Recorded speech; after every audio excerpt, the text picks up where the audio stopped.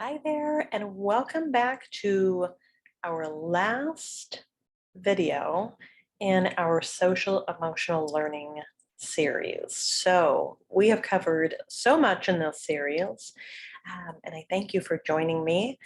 So today we are looking at our last competency, which is kindness.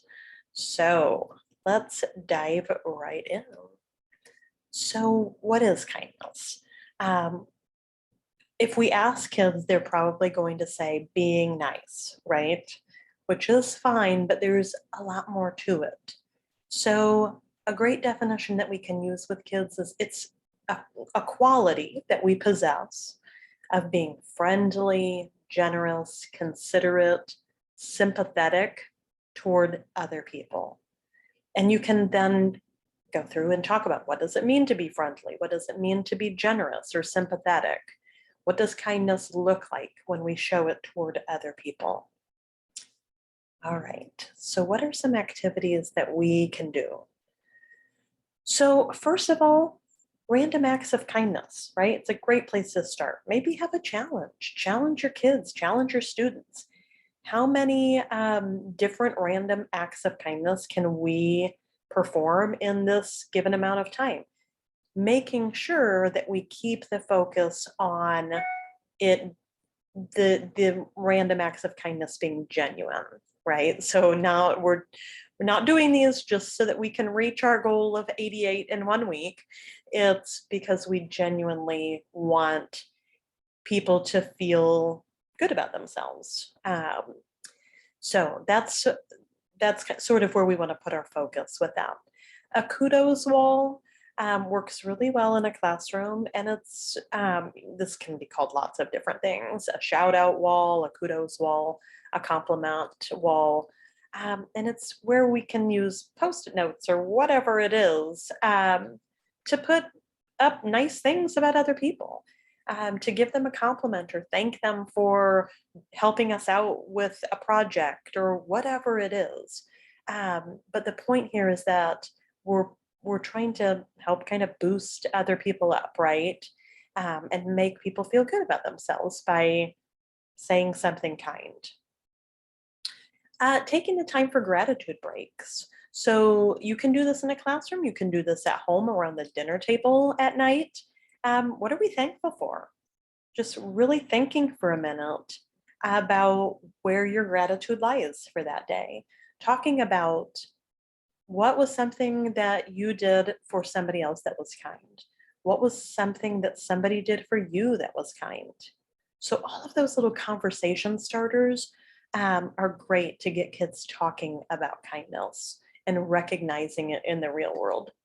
Community service projects. Um, this is sort of a no brainer, right? How can we help out those people or organizations who need our help? Discuss the ripple effect of kindness. So, this is the idea that when I do something kind for somebody, it makes them feel really good. And then it makes them want to do that same type of thing or give that same feeling to somebody else. And so often, when we have been the recipient of some sort of act of kindness, then we go out and pay it forward, right? And it creates this ripple effect that gets bigger and bigger and bigger.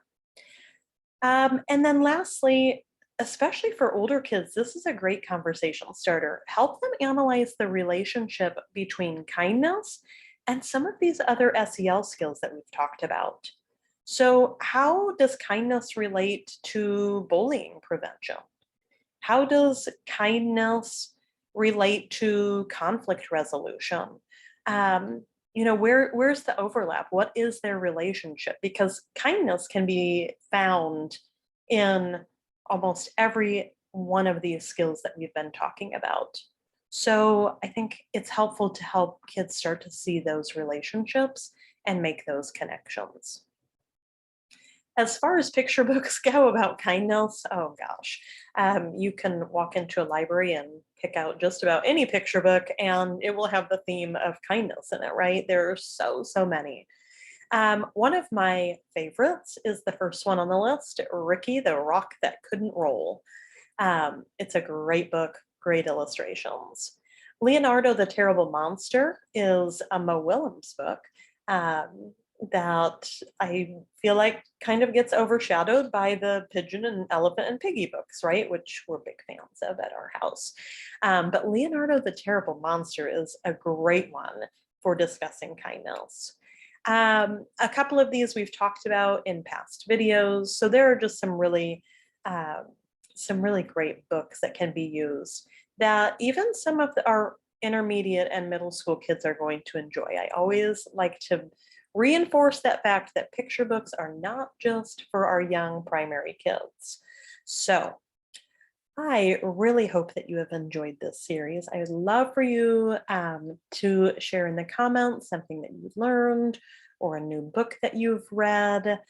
Maybe it was one on my list, maybe it wasn't, an activity that you've tried.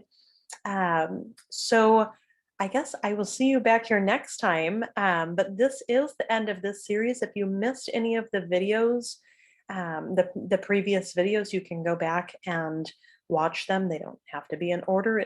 There really is no specific order.